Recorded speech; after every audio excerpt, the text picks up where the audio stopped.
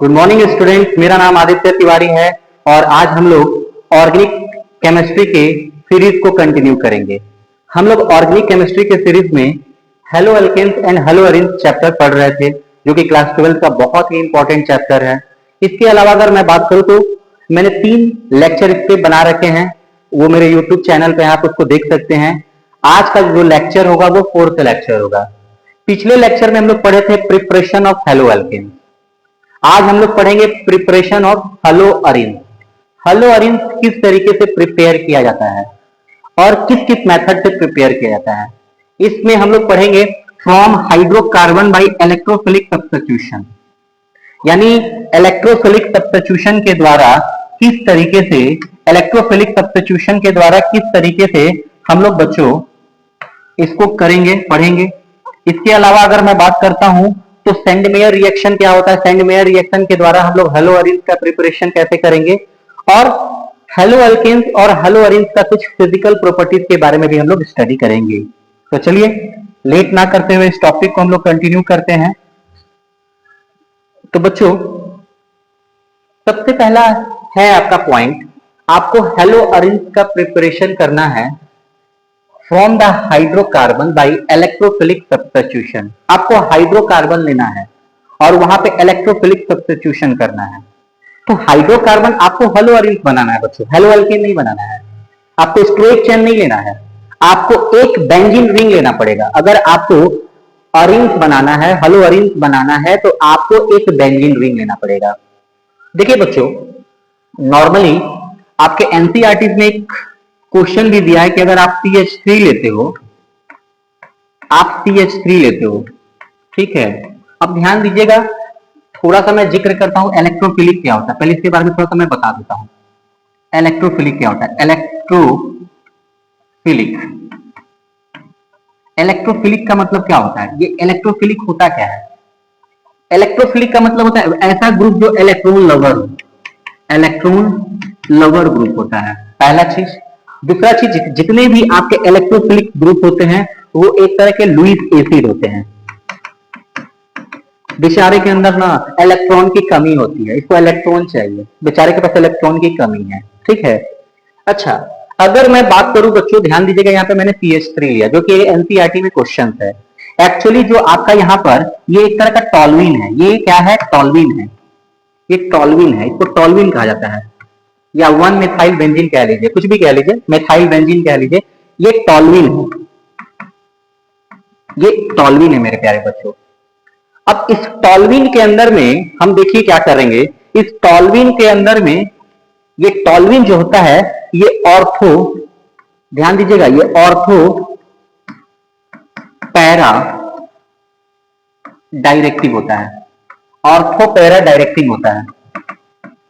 यानी अगर हम इसके ऊपर कोई भी ग्रुप लेते हैं, अगर कोई भी रिएजेंट लेते हैं, जैसे मैंने X2 लिया, ठीक है, यहां पर मैंने X2 लिया, X2 क्या हो सकता है, यहां पर ध्यान दीजिएगा, X2 या तो क्लोरीन होगा या तो ब्रोमीन होगा, ठीक है। याद रखिएगा, जो आपका टॉलविन होता है ना प्यारे बच्चों, ये ऑर्थो पैरा डायरेक्टिंग होता है। यानी ये जो आपका रिएजेंट होगा, ये जो आपका जो भी कंपाउंड होगा, या क्लोरीन है चाहे जो भी है, ये या तो ऑर्थो पोजीशन पे या तो पैरा पोजीशन पे जाके अटैच होगा, ठीक है।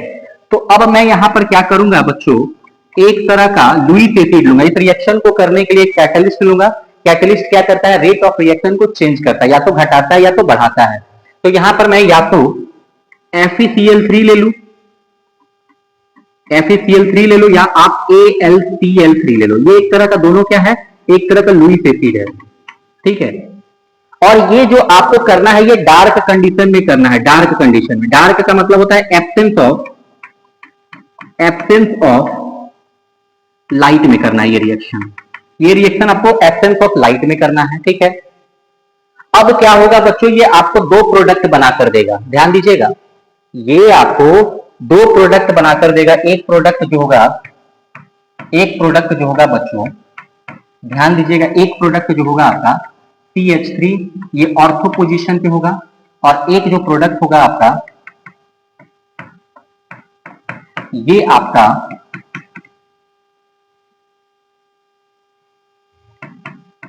ये आपका पैरा पोजीशन पे होगा।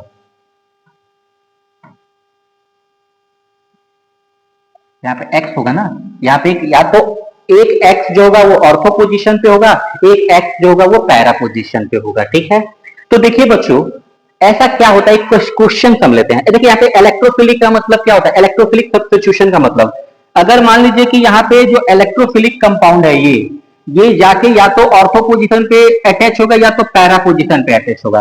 ऑब्वियस ही बात है, इलेक्ट्रोफिलिक है तो किसी ना किसी एटम को सब्स्टिट्यूट करेगा। किसको सब्स्टिट्यूट कर सकता है, हाइड्रोजन को, या तो ऑर्थो वाला हाइड्रोजन को सब्स्टिट्यूट करेगा या तो पैरा वाला हाइड्रोजन को सब्स्टिट्यूट करेगा। देखिए अब हम लोग कुछ क्वेश्चन इस पे देख लेते हैं, क्वेश्चन देखते हैं बच्चों, ध्यान दीजिएगा। देखिए क्वेश्चन देखते हैं।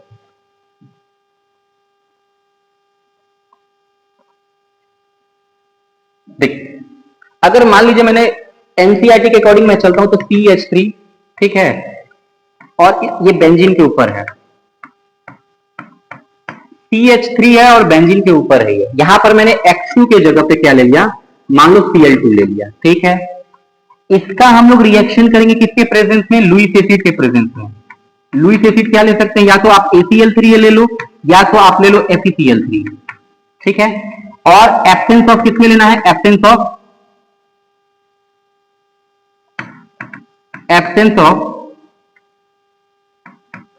सनलाइट में लेना है, आपको एब्सेंस ऑफ सनलाइट में लेना है। ठीक है, तो आपने एब्सेंस ऑफ सनलाइट में ले लिया तो आपको ये दो प्रोडक्ट देगा। एक प्रोडक्ट जो होगा वो ऑर्थो पोजीशन पे होगा, यानी एक क्लोरीन जो होगा आपका ऑर्थो पोजीशन पे आ जाएगा, और एक क्लोरीन जो होगा वो आपका पैरा पोजीशन पे आ जाएगा। मान लीजिए यहाँ पे CH3 है तो एक ऑर्थो पोजीशन पे आ जाएगा और एक कहां पे आ जाएगा बच्चों मेरे, एक आपका पैरा पोजीशन पे आ जाएगा। ऐसा क्यों हो रहा है बच्चों, क्योंकि आपका जो CH3 ग्रुप होता है, ये आपका CH3 ग्रुप, आपको मैं बता देता हूं कि कब कब ऑर्थो पैरा पोजीशन पे जाके इलेक्ट्रोफिलिक जो कंपाउंड होगा वो अटैच होगा। सबसे पहले आपको जानना होगा कि ऑर्थो पैरा डायरेक्टिंग ग्रुप कौन कौन होता है। तो कुछ एग्जाम्पल दे देता हूं मैं ऑर्थो पैरा डायरेक्टिंग ग्रुप का। Example, ortho para directing group.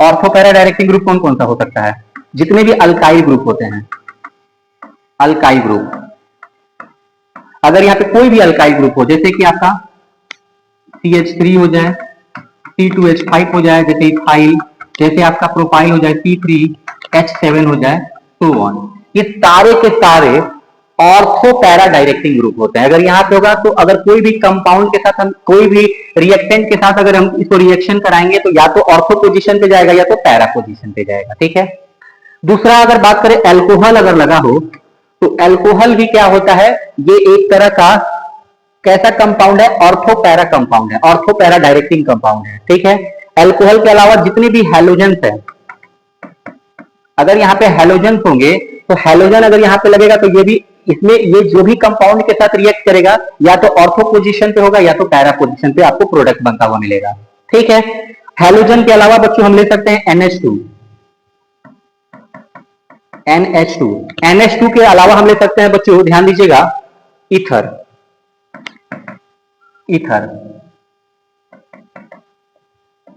Ether भी हम इस्तेमाल कर सकते हैं। ईथर को कहते हैं ROR।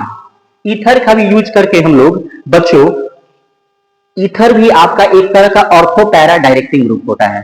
ठीक है, ऑर्थो पैरा डायरेक्टिंग ग्रुप होता है। देखिए एग्जाम्पल चेंज कर सकते हैं। एग्जाम्पल यहां पर आपको एनसीईआरटी में अगर CH3 दिया तो जरूरी नहीं है कि एग्जाम में CH3 दिया रहे, कुछ भी हो सकता है, इसमें से आपको कोई भी दे सकता है, कोई भी रिएक्शन दे सकता है, आपको प्रैक्टिस करना पड़ेगा।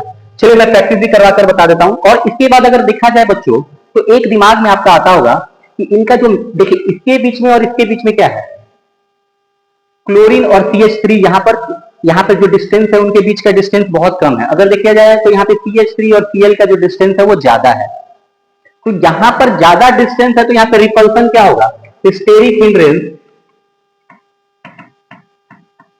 स्टेरिक हिंड्रेंस कह लीजिए या रिपल्सन कह लीजिए।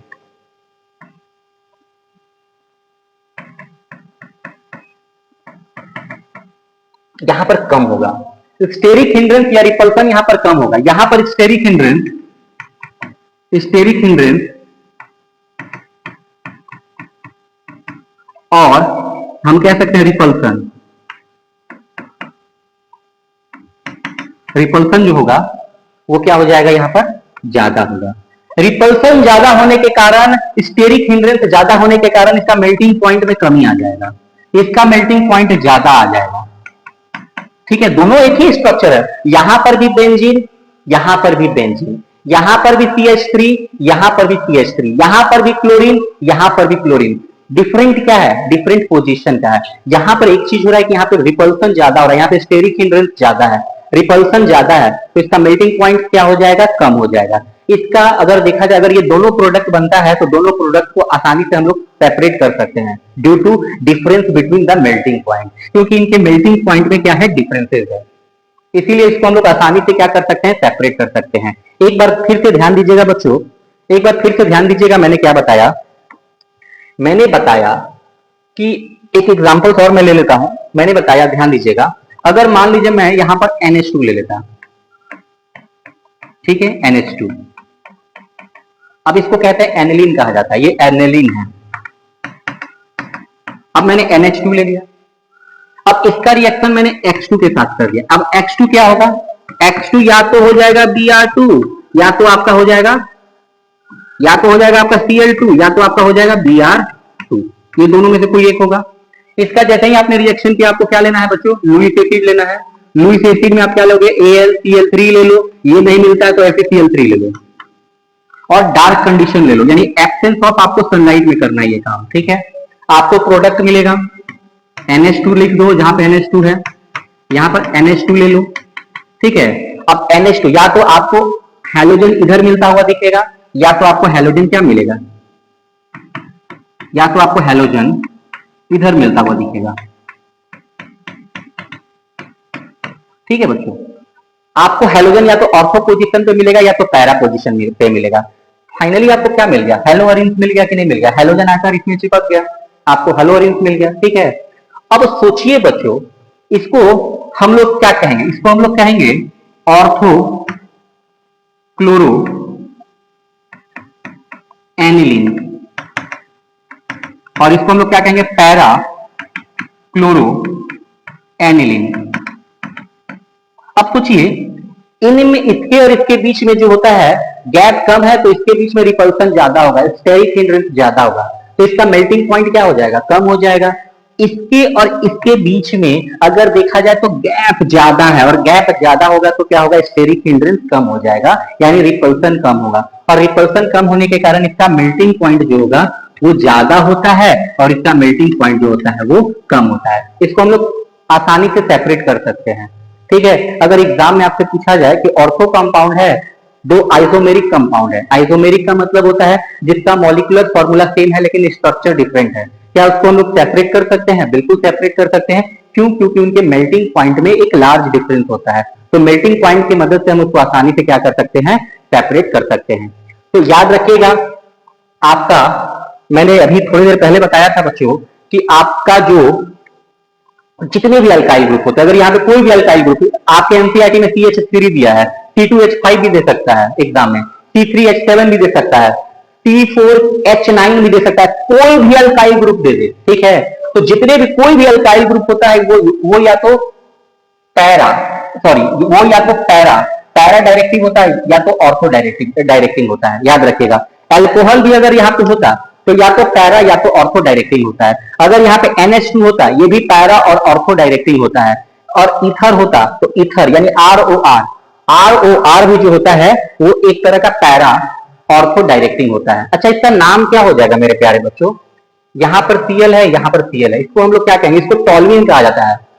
ये अगर क्लोरीन को छुपा दिया जाए तो इसको टॉल्यूइन कहा जाता है। इसका नाम हो जाएगा बच्चों ऑर्थो क्लोरो टॉल्विन, इसका नाम हो जाएगा ऑर्थो क्लोरो टॉल्विन, और इसका नाम हो जाएगा पैरा क्लोरो टॉल्विन, ठीक है। देख लीजिए बच्चों कितना आसान है। और भी एग्जांपल्स हम ले ले क्या, चलिए और एग्जांपल्स लेते हैं। ये आप लोग को समझ में आ गया? ये सारे के सारे क्या है बच्चों, ध्यान दीजिएगा, ये सारे के सारे जितने भी कंपाउंड अगर बेंजीन में लगेंगे ये ऑर्थो पैरा डायरेक्टिंग होते हैं। ये क्या होते हैं? ऑर्थो पैरा डायरेक्टिंग होते हैं। ऑर्थो पैरा डायरेक्टिंग का मतलब होता है कि ऑर्थो पैरा पे ये एक्टिव होते हैं, मेटा पे एक्टिव नहीं होते हैं। ठीक है, ये जितने भी कंपाउंड है आपके ईथर हो गया, NH2 हो गया, हैलोजन हो गया, OH हो गया। एक ईथर का भी एग्जांपल मैं ले लेता हूं क्योंकि आप लोग का इच्छा कर रहा होगा कि मैं ले लूं। तो देखिए, अगर मान लीजिए क्वेश्चन और मैं ले लेता हूं यहां पर, सपोज दैट ये आपका बेंजीन रिंग है। ठीक है, यहां पर आपका मान लीजिए कि मैंने ले लिया ईथर ग्रुप ले लिया CH3, इसको एनिसोल कह लीजिए, ये एनिसोल इसको कहा जाता है। चाहे अगर इसका IUPAC नेम अगर देखा जाए तो इसका IUPAC नेम है मेथॉक्सी बेंजीन, इसको मेथॉक्सी बेंजीन कहा जाता है, या कॉमन नेम जो है आपका ये एनिसोल है। ठीक है, या इसको क्या कहा जाता है? इसको कहा जाता है IUPAC नेम में मेथॉक्सी बेंजीन। अब देखिए मेरे प्यारे बच्चों, ये मेथॉक्सी बेंजीन और ये आपका एनिसोल। अब इसका रिएक्शन हमने क्या कर दिया, मान लीजिए कि Br2 के साथ कर दिया। ठीक, Br2 के साथ आपको क्या क्या लेना है मेरे प्यारे बच्चों? लुईस एसिड लेना है। तो लुईस एसिड में आप क्या लोगे? आप या तो FeCl3 ले लो या AlCl3 ले लो। Very good. कंडीशन क्या चाहिए? डार्क चाहिए, यानी absence of sunlight. Dark condition में लेना है। आपको दो प्रोडक्ट मिलता हुआ दिखेगा, दो प्रोडक्ट, एक आपका जो प्रोडक्ट होगा वो आपको मिलेगा ऑर्थो पोजीशन पे, यानी कि एक आपको Br यहां पर मिलेगा और एक आपको Br कहां पे मिलेगा? पैरा पोजीशन पे मिलेगा। कहां पे मिलेगा? पैरा पोजीशन पे मिलेगा। ठीक है बच्चों, अब देखिए यहां पर ये दोनों के दोनों अगर देखा जाए तो दोनों का मॉलिक्यूलर फॉर्मूला सेम है। देखिए यहां पर OCH3, यहां पर OCH3, यहां पर एक Br है, यहां पर भी एक Br है, बस आपको Br का पोजीशन अलग लग रहा है। और Br के पोजीशन अलग होने के कारण इनके फिजिकल प्रॉपर्टीज में चेंजेस आ गया, इनके पोजीशन में चेंजेस आ गया। अब इसका मेल्टिंग पॉइंट ज्यादा होगा क्योंकि यहाँ पे रिपल्सन कम है, और इसका मेल्टिंग पॉइंट जो होगा वो बच्चों कम होगा क्योंकि यहाँ पे रिपल्सन ज्यादा है। तो इसको हम लोग आसानी से क्या कर सकते हैं? सेपरेट कर सकते हैं। और भी अगर और एक दिमाग में आप लोगों को क्वेश्चन आता होगा मेरे प्यारे बच्चों, एक क्वेश्चन आता होगा कि क्या सर अगर हम कोई भी कंपाउंड ले लिए, लाइक CH3 ले लिए, जो NCERT में दिया है वही ले लेते हैं। अगर मान लीजिए हमने CH3 ले लिया, ठीक, तो CH3 के साथ क्या I2 का रिएक्शन हम लोग कर सकते हैं क्या? I2, अब आप कह रहे हैं बार बार क्लोरीन ले लीजिए, ब्रोमीन ले लीजिए, क्या हम I2 ले सकते हैं? बच्चों नॉर्मली केस में हम I2 अगर लेते हैं तो वो रिवर्स हो जाएगा, यानी कंपाउंड बनेगा। ठीक है, कंपाउंड जो होगा वो बनेगा। मान लीजिए कि ये कंपाउंड बन रहा है, मान लीजिए कि ये कंपाउंड जो है आपको वो बन रहा है ऑर्थो पोजीशन पे और पैरा पोजीशन पे, ऑर्थो पोजीशन पे और पैरा पोजीशन पे मान लीजिए ये कंपाउंड बन रहा है। ठीक है, लेकिन ये तुरंत रिवर्स हो जाएगा, मतलब ये रिएक्शन प्रोसीड होने के बाद तुरंत रिवर्स हो जाएगा। तो रिएक्शन को फॉरवर्ड डायरेक्शन में प्रोसीड करने के लिए आपको दो हाईली ऑक्सीडाइजिंग एजेंट लेना पड़ेगा। आप क्या ले सकते हो? HNO3, आप HNO3 ले लो या आप ले सकते हो HiO4। ये दोनों के दोनों highly oxidising, highly strong oxidising agent है। हाईली स्ट्रॉन्ग ऑक्सीडाइजिंग एजेंट लेना है आपको। हाईली स्ट्रॉन्ग ऑक्सीडाइजिंग एजेंट होते हैं ये, हाईली स्ट्रॉन्ग ऑक्सीडाइजिंग एजेंट, तब जाकर ये रिएक्शन प्रोसीड करेगा। और आपको क्या मिल गया बच्चों? यहां पर मिल गया आपको ऑर्थो, ऑर्थो पे क्या है? आइडो ग्रुप है, तो आइडो, ऑर्थो आइडो टॉल्विन, और यहां पर आपको क्या मिल गया बच्चों? पैरा, पैरा आइडो टॉल्विन, पैरा आइडोटोल्विन मिल गया, यहां पे ऑर्थो आइडोटोल्विन मिल गया। फिर आपके दिमाग में एक सवाल और आता होगा बच्चों, वो सवाल ये आता होगा कि क्या सर हम फ्लोरीन नहीं ले सकते हैं क्या? अगर मान लीजिए यहाँ पे CH3 ग्रुप है, CH3 ग्रुप है, ठीक है, क्या यहाँ पे हम F2 नहीं ले सकते हैं क्या सर? क्या ये रिएक्शन प्रोसीड करेगा कि नहीं करेगा? पॉसिबिलिटीज है, बिल्कुल नहीं करेगा, बिल्कुल नहीं करेगा ये प्रोसीड, ये रिएक्शन पॉसिबल है नॉट पॉसिबल, ये रिएक्शन पॉसिबल नहीं है, नॉट पॉसिबल। आपको लग रहा है कि अगर यहाँ पे हम इस तरीके से हैलोजन ले लेते हैं F2 और CH3 यानी कि टॉल्यूइन के साथ रिएक्ट करते हैं तो क्या एक ऑर्थो और पैरा पोजीशन पे बनेगा, प्रोडक्ट बनेगा? प्रोडक्ट नहीं बनेगा, नॉट पॉसिबल। क्यों नहीं पॉसिबल है? क्योंकि F और F का बॉन्ड इतना ज्यादा स्ट्रांग है बच्चों कि वो टूटेगा ही नहीं। अब बॉन्ड टूटेगा नहीं तो नया बॉन्ड बनेगा कैसे? तो ये रिएक्शन पॉसिबल नहीं है। आयोडीन के साथ पॉसिबल है, तब पॉसिबल है जब आप उसके अंदर में हाई स्ट्रॉन्ग ऑक्सीडाइजिंग एजेंट लो, जैसे कि HNO3 या HiO4। ठीक है। क्लोरीन ब्रोमीन के साथ आसानी से रिएक्शन हो जाता है, उसके साथ आपको लुईस एसिड लेना पड़ेगा, AlCl3 ले लो या FeCl3 ले लो। अब AlCl3 और FeCl3 को लुईस एसिड कहते हैं। सिचुएशन क्या होगा? आपको डार्क कंडीशन में करना है ये रिएक्शन, यानी कि एब्सेंस ऑफ सनलाइट में करना है। और आपके एनसीईआरटी में टॉल्यूइन दिया है, डायरेक्ट CH3 दिया है, तो CH3 एक पैरा और ऑर्थो डायरेक्टिंग ग्रुप होता है। हो सकता है कि आपके एग्जाम में CH3 ना दे, NH2 दे दे। हो सकता है NH2 के अलावा आपको एग्जाम के अंदर में ईथर दे दे। ईथर के अलावा हो सकता है कि हैलोजन डाल दे, अल्कोहल डाल दे। तो ये सारे के सारे ऑर्थो पैरा डायरेक्टिंग ग्रुप होते हैं। ठीक है। अब हम बच्चों नेक्स्ट चलते हैं।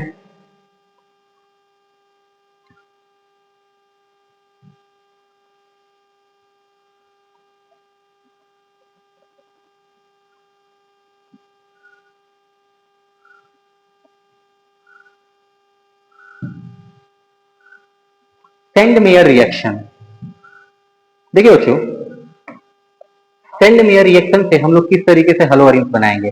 तो सबसे पहला चीज क्या है बच्चों, बड़ा आसान है ये, देखिएगा ध्यान से, कि आपको क्या करना है कि एक कंपाउंड लेना है, इस तरीके का कंपाउंड लेना है। ठीक है। और यहां पर आपको जो कंपाउंड होगा वो लेना है एनिलीन, NH2, इसको एनिलीन कहते हैं। और आपको एनिलीन ही लेना है इसमें। ठीक है। आपने एनिलीन लिया, इसका रिएक्शन कर दिया बच्चों, ध्यान दीजिएगा, इसका रिएक्शन कर दिया आप सोडियम नाइट्राइट से, NaNO2 से, sodium nitrite. In the presence of, किसके प्रेजेंस में आपने किया बच्चों? ध्यान दीजिएगा, किसके प्रेजेंस में आपने किया? ये आपने जो रिएक्शन था वो किसके प्रेजेंस में कर दिया? कोल्ड मिनरल एसिड, यानी एसिड जो होना चाहिए वो ठंडा होना चाहिए और मिनरल होना चाहिए। जैसे आप HX ले सकते हो और यहाँ पे X इक्वल टू क्या हो जाएगा? या तो क्लोरीन होगा या तो ब्रोमीन होगा, दोनों में से कोई एक होगा। आपको टेम्परेचर भी लेना है 0 डिग्री से लेके 5 डिग्री सेल्सियस। अगर एनसीईआरटी में देखा जाए तो 273 केल्विन से लेके 278 केल्विन, आपको इतना टेम्परेचर रखना है। तो आपको एक इंटरमीडिएट बनता हुआ दिखेगा बच्चों, आपको एक इंटरमीडिएट बनता हुआ दिखेगा। अब ये जो इंटरमीडिएट है बच्चों, ध्यान दीजिएगा, अब ये जो इंटरमीडिएट है, सुनिएगा ध्यान से, अब ये जो इंटरमीडिएट है वो आपको इस तरीके से बनता हुआ दिखेगा। यहाँ पे N है, अब यहाँ पर देखिए एक N जो होगा यहाँ पर जाकर चिपक जाएगा, N2 बन जाएगा। यहाँ पे जो HX लेना है वो 2 लेना है, 2HX लेना है। अब देखिए एक X इसके साथ चला जाएगा, ठीक। अभी भी कितना बचा यहाँ पे 2 हाइड्रोजन बाहर निकलेगा, यहाँ पे 2 हाइड्रोजन है। तो यहां पर आपको सेपरेट क्या क्या मिलता हुआ दिखेगा? 2H2O मिलता हुआ सेपरेट दिखेगा। देख लीजिए, एक ऑक्सीजन भी बाहर निकल गया, 2 ऑक्सीजन भी बाहर निकल गया, 2 ऑक्सीजन, हाइड्रोजन भी 4 बाहर निकल गया, 2 और 2 4 हाइड्रोजन भी बाहर निकल गया। अब क्या बचा? Na बचा और क्या बचा? एक हाइड्रोजन बचा, जो 2 हाइड्रोजन था एक हाइड्रोजन बचा, यहाँ पे NaX बन के बाहर निकल गया। तो आपको एक बच्चों क्या मिल गया? इंटरमीडिएट मिल गया, ठीक है ना, एक इंटरमीडिएट मिल गया। इसी को हम लोग क्या कहते हैं? इसी को कहते हैं benzene diazonium halide, benzene diazonium halide, ठीक है, बेंजीन डाइजोनियम हैलाइड इसको कहा जाता है, ठीक है। एक इंटरमीडिएट बन गया। अब इसी को प्रोसीड करते हैं। अब जानते हैं क्या करेंगे? यहां पर इसको क्या करेंगे, इस बेंजीन डाइजोनियम जो आपको हैलाइड मिला है, यानी कि वो जो आपको मिला है N2 और X, इसका रिएक्शन हम कर देंगे बच्चों Cu2X2 से, ठीक है। तो आपको क्या मिल जाएगा? यहां पर ये रिएक्शन प्रोसीड होगा और प्रोसीड होने के बाद आपको क्या मिल जाएगा बच्चों?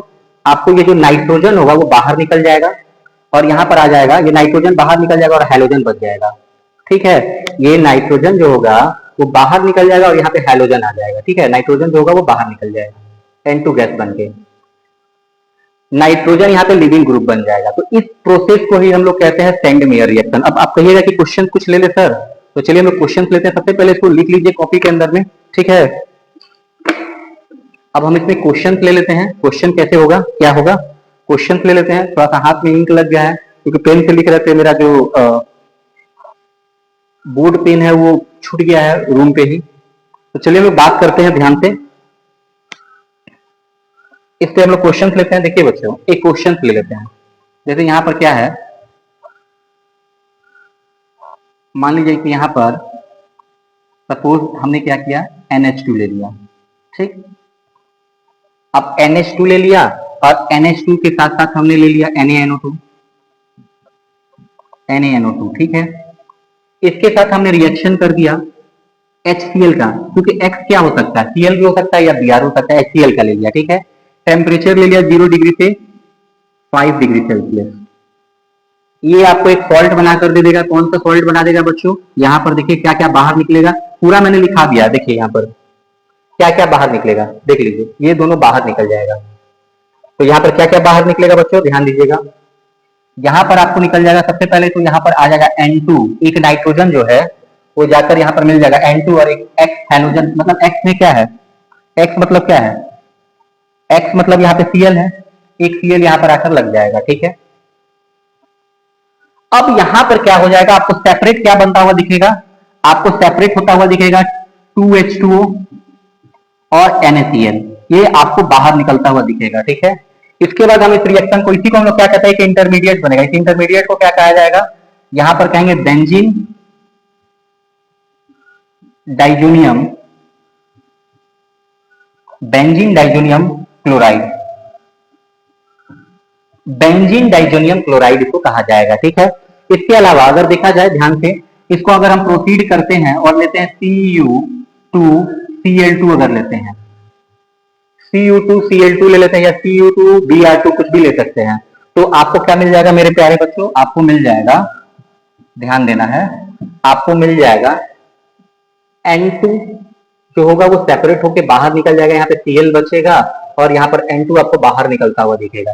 तो इसी रिएक्शन को हम लोग कहते हैं सेंड मेयर रिएक्शन। यहाँ पर आपको क्या मिलता हुआ दिख रहा है, हलो ऑरेंज मिलता हुआ दिख रहा है कि नहीं दिख रहा है, यहाँ पर आपको हलो ऑरेंज मिलता हुआ दिख रहा है कि नहीं दिख रहा है, बताइए, आपको हलो ऑरेंज मिलता हुआ दिख रहा है। तो बच्चों इस रिएक्शन को हम लोग प्रोसीड करेंगे। मान लीजिए कि अगर आयोडीन लेते हैं, क्लोरीन में तो नहीं होगा, आयोडीन में पॉसिबल है, तो आपको सेम काम करना पड़ेगा। अगर मान लीजिए आपको आयोडीन लेना है, ठीक है, चलिए आपने आयोडीन ले लिया, तो आपको हर काम सेम करना पड़ेगा। यहाँ पे यहां तक तो सेम काम करना पड़ेगा। जैसे आपने क्या किया यहाँ पर, जैसे आपने यहाँ पर काम किया होगा बच्चों, ध्यान दीजिएगा, यहाँ पर आपको क्या करना है, बस थोड़ा सा चेंजेस लाना है। NH2 है, NH2 के साथ आपको क्या कर देना है, यहाँ पर NaNO2 लेना है। बस यहाँ पे एक छोटा सा चेंज ला देना है, जो HX ले रहे थे क्लोरीन ब्रोमीन, यहाँ पे HI लिख देना है। ठीक है, टेम्परेचर उतना ही रहना है, 0 डिग्री से लेकर 5 डिग्री सेल्सियस। ठीक है, आपको एक इंटरमीडिएट बनेगा, एक इंटरमीडिएट बनता हुआ दिखेगा। इस इंटरमीडिएट को हम लोग क्या कहेंगे बच्चों, इस इंटरमीडिएट में अगर देखा जाए तो आपका हाइड्रोजन निकलेगा, H2O बनकर बाहर निकल जाएगा, 2H2O बनकर बाहर निकलेगा, प्लस NaI बनकर बाहर निकलेगा। आपको यहां पर मिलता हुआ दिखेगा बच्चों Ni, N2I, सॉरी N2I। ठीक है, इसको जब हम प्रोसीड करेंगे तो प्रोसीड करने के लिए आपको Cu2Cl2 नहीं लेना है, या Cu2Br2 नहीं लेना है, नॉर्मली आप Ki ले लो। और जब आप Ki लोगे तो बच्चों ध्यान देना कि यहां पर आपको क्या मिलता हुआ दिखेगा, यहां पर नाइट्रोजन बाहर निकलता हुआ दिखेगा और आपको ये मिल जाएगा कंपाउंड। आपको नॉर्मली क्या लेना है इसके अंदर में बच्चों, Ki लेना है। ठीक है, जल्दी से कॉपी में उतार दो।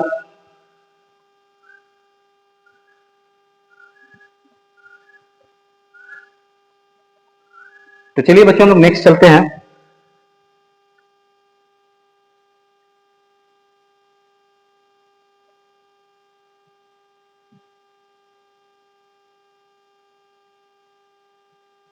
फिजिकल प्रॉपर्टीज से। अल्काइल हैलाइड है कलरलेस, जो आपका अल्काइल हैलाइड होता है वो कलरलेस होता है, and they may occupy colour when kept in air और in the presence of light. यानी ब्रोमीन और आयोडीन जो होता है, जो ब्रोमीन और आयोडीन के अल्काइल हैलाइड होते हैं, अल्काइल आयोडाइड कह लीजिए या अल्काइल ब्रोमाइड कह लीजिए, वो अगर उसको वो कलर ऑक्यूपाई कर लेते हैं जब उनको एयर और लाइट के प्रेजेंस में रखा जाए। जनरली स्वीट स्मेल होता है इनका, ठीक है ना, मतलब ठीक ठाक स्मेल होता है। आगे बढ़ते हैं, देखिएगा बच्चों, इसमें लिखा हुआ है कि as compare to parent chain hydrocarbon the halogen compound is high melting. मतलब देखिए पैरेंट चेन क्या होता है, CH4 होता है, CH4 ये पैरेंट चेन है। अब इसमें क्या किया है कि इसमें से एक हाइड्रोजन को हमने क्या किया कि निकाल दिया, रिमूव कर दिया, और इसकी जगह पे हैलोजन लगा दिया। तो कह रहा है कि इसका जो मेल्टिंग पॉइंट होता है ना वो पैरेंट हाइड्रोकार्बन से ज्यादा होता है, इसका मेल्टिंग पॉइंट ज्यादा होता है। ऑब्वियस सी बात है ज्यादा होता है, क्योंकि इसका जो मास होता है वो बढ़ जाता है। कैसे मास बढ़ जाता है, देखिए यहाँ पे कार्बन का मास 12, हाइड्रोजन 4 है, तो 12 4 16, और इसका मास देखिए कार्बन मतलब 12 प्लस 3 प्लस 35.5। सोचिए, ध्यान दीजिएगा, इसका मास देखिए कितना ज्यादा हो गया, लगभग 50 के करीब में आ गया, लगभग 50 से भी ऊपर चला गया, और इसका मास 16 है। तो मास बढ़ेगा तो मेल्टिंग पॉइंट और बॉइलिंग पॉइंट ऑब्वियस सी बात है बढ़ेगा, ठीक है। तो देखिए ये कह रहा है कि as compare to parent hydrocarbon the halogen compound have high melting point. अब इंक्रीज मास करेगा तो मास इंक्रीज होने के कारण हैलोजन कंपाउंड का जो मेल्टिंग पॉइंट होता है वो ज्यादा होता है। और दूसरा कारण होता है बच्चों डाइपोल डाइपोल मूवमेंट। अब एक चीज देखिए ध्यान से, अब मैं एक चीज आपको बताता हूं, ठीक है। डाइपोल डाइपोल मूवमेंट क्या होता है, जैसे देखिए अगर मान लीजिए यहाँ पे CH4 है, hydrogen hydrogen hydrogen hydrogen, CH4 है, तो CH4 के अंदर में अगर मैं एक बात कहूं बच्चों, तो CH4 के अंदर में जो कार्बन और हाइड्रोजन का, जो कार्बन और हाइड्रोजन में जो इलेक्ट्रोनिगेटिविटी है बहुत ही कम है, बहुत ही कम है, बहुत कम है इलेक्ट्रोनिगेटिविटी। अब इलेक्ट्रोनिगेटिविटी बहुत कम होने के कारण ये नॉन पोलर होता है, नॉन पोलर होता है, नॉन पोलर होता है, ठीक है। इसका इलेक्ट्रोनिगेटिविटी बहुत कम होता है जिसके कारण ये नॉन पोलर होता है, ठीक है ना। अगर देखा जाए यहाँ पे हम CH3Cl, यानी कि अगर मान लीजिए कि हैलोजन लगा देते हैं, तो हैलोजन बहुत ज्यादा इलेक्ट्रोनिगेटिव होता है। बहुत ज्यादा इलेक्ट्रोनिगेटिविटी होने के कारण इसके ऊपर पार्शियल पॉजिटिव और इसके ऊपर पार्शियल नेगेटिव चार्ज आ जाता है। तो इलेक्ट्रोनिगेटिव इलेक्ट्रो पॉजिटिव को बहुत ही तेज तरीके से बॉन्ड, मतलब उसका जो बॉन्ड होता है बहुत ज्यादा स्ट्रांग होता है, जिसके कारण डाइपोल डाइपोल मूवमेंट के कारण बॉन्ड इतना ज्यादा स्ट्रांग हो जाता है कि इसको तोड़ना मुश्किल है। तो तोड़ने के लिए आपको मेल्टिंग पॉइंट क्या करना पड़ेगा, बॉइलिंग पॉइंट क्या करना पड़ेगा, बढ़ाना पड़ेगा, ठीक है। तो जाहिर सी बात है कि डाइपोल डाइपोल मूवमेंट के कारण क्या होता है कि जो हाइड्रोजन के कंपाउंड होते हैं उनका मेल्टिंग पॉइंट और बॉइलिंग पॉइंट ज्यादा होता है। नेक्स्ट है आपका, हाँ, अगर ब्रांचिंग बढ़ेगा, अगर मान लीजिए कंपाउंड सेम है, आइसोमर का मतलब क्या होता है, ये कंपाउंड सेम कंपाउंड है, इनका मॉलिक्यूलर फॉर्मूला सेम है, लेकिन देखिए जब ब्रांचिंग कर दिया जाता है, जब उसके ब्रांचेस को बढ़ा दिया जाता है तो उसका मेल्टिंग पॉइंट क्या, बॉइलिंग पॉइंट क्या होता है, कम हो जाता है। देखिए जब ये स्ट्रेट चैन था तो इसका बॉइलिंग पॉइंट था 375, जब इसको ब्रांच मिलाया गया तो इसका बॉइलिंग पॉइंट कम हो गया, 364 हो गया, और ब्रांच मिलाया गया तो इसका बॉइलिंग पॉइंट और कम हो गया। सोचिए, यानी अगर ब्रांचिंग इंक्रीज करेगा तो बॉइलिंग पॉइंट डिक्रीज करेगा। नेक्स्ट अगर देखा जाए नोट, अगर मान लीजिए कुछ कंपाउंड ऐसे हैं, जैसे आपका देखिए कुछ कंपाउंड ऐसे हैं, जैसे आपका ये हो गया, ये क्लोरीन हो गया, ये आपका क्लोरीन हो गया, ये बेंजीन रिंग है। ऐसा कंपाउंड हम लोग देखें, ये ऑर्थो डाइक्लोरोबेंजीन है, ये देखिए ये क्लोरीन है, ये क्लोरीन है, ये मेटा डाइक्लोरोबेंजीन है, और यहां पर देखिए ये भी बेंजीन है और ये भी बेंजीन है, ये आपका पैरा डाइक्लोरोबेंजीन है।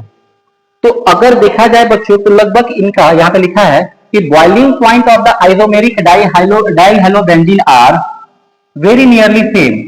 इनका जो बॉइलिंग पॉइंट होगा लगभग लगभग सेम होता है, कम बेसी थोड़ा बहुत होता है, लेकिन इनका जो मेल्टिंग पॉइंट होता है, जो पैरा आइसोमर्स होता है, उनका मेल्टिंग पॉइंट सबसे ज्यादा हाई होता है इनके कंपेयर में। इसका मेल्टिंग पॉइंट सबसे ज्यादा होता है, पहले भी हम पढ़े थे।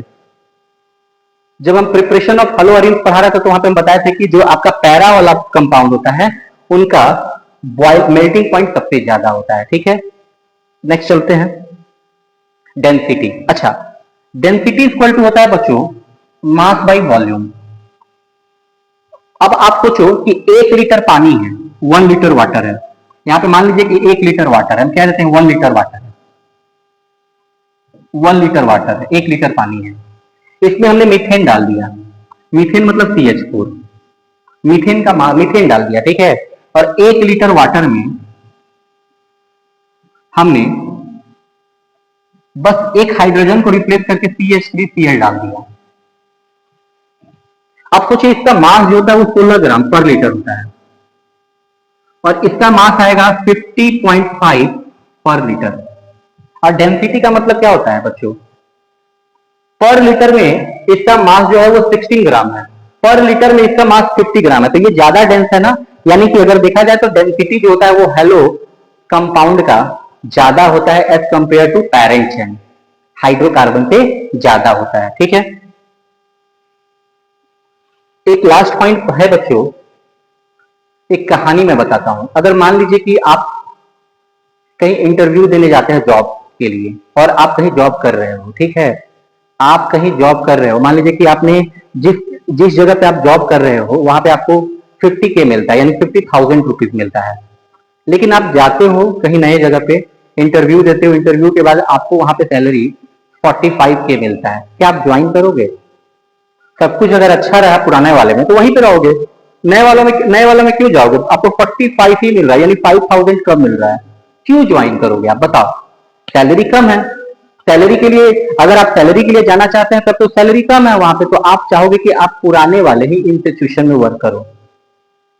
उसी तरीके से बच्चों क्या होता है कि अगर मान लीजिए कि हम कहते हैं कि आपका जो आपने क्या किया कि आपने हैलोजन लिया, मैं समझाने की कोशिश कर रहा हूं, आपने क्या किया, वाटर लिया, मेरी कहानी को थोड़ा सा ध्यान दीजिएगा, आपने वाटर लिया, वाटर के अंदर में सबसे पहला चीज क्या है कि आपने हेलो अल्केन को डाला,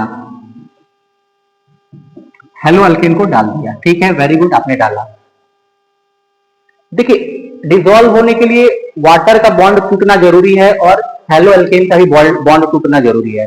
स्टार्टिंग में बॉन्ड टूटा, थोड़ा बहुत डिसॉल्व हुआ, ठीक है, लेकिन बाद में पता लगा वाटर को कि वहां पे वाटर का जो हाइड्रोजन का बॉन्डिंग है वो ऑलरेडी बहुत ज्यादा स्ट्रांग है, तो वो फर्दर क्या हुआ, टूटना ही बंद कर दिया। जो मेरा एग्जांपल है उसको कोरिलेट करिए, आप पहले जॉब करते थे जहां पे आप नया जगह गए तो आपको पता चला कि वहां पे सैलरी ही कम है, तो आप जाओगे नहीं जाओगे? उसी तरीके से हाइड्रोजन को पता लगा ना हो, जो वाटर को पता लगा ना कि मेरे जो वाटर के अंदर में जो हाइड्रोजन का बॉन्डिंग है वो ज्यादा स्ट्रांग है, तो वो क्यों दूसरे दूसरे के साथ बॉन्ड बनाए? इसलिए वो बॉन्ड नहीं बनाता। इसलिए कहा जाता है कि जो हेलो एल्केन्स होता है वो स्लाइटली यानी थोड़ा बहुत डिसॉल्व होता है वाटर में। ठीक है, तो हम लोग बोल सकते हैं यहाँ पर कि the haloalkane are very slightly soluble in water due to the less energy released when new attraction are set up between the haloalkane and the water molecules, as these are not strong as the original hydrogen bond in water. As a result, the solubility of haloalkane in water is low. तो इसका मतलब ये हुआ कि जो पुराना bond है वही ज्यादा स्ट्रांग है नए बॉन्ड से, तो वाटर जो होगा वो अपने पोजीशन पे ही रहना चाहेगा, वो डिसोसिएट होगा ही नहीं। तो डिसोसिएट होगा नहीं तो ऑब्वियस सी बात है कि जो आपका हेलो एल्केन का सॉलिबिलिटी है वो वाटर के अंदर में कम होगा। तो बच्चों आज एकदम मैं जोकर लग रहा हूँ, देखिए यहाँ पे सब कुछ लग गया है। ठीक है, तो ध्यान उस पर नहीं देना है, ध्यान पढ़ाई पर देना है। जो मैंने पढ़ाया, जो मैंने लेक्चर सिखाया उस लेक्चर पे फोकस करिएगा और जहां पे भी प्रॉब्लम होगा मेरे प्यारे बच्चों आप हमें बताइएगा। थैंक यू फॉर वॉचिंग, और कल मैं नेक्स्ट वीडियो डालूंगा, इस वीडियो को आज ध्यान से आप लोग देखना। ठीक है, थैंक यू।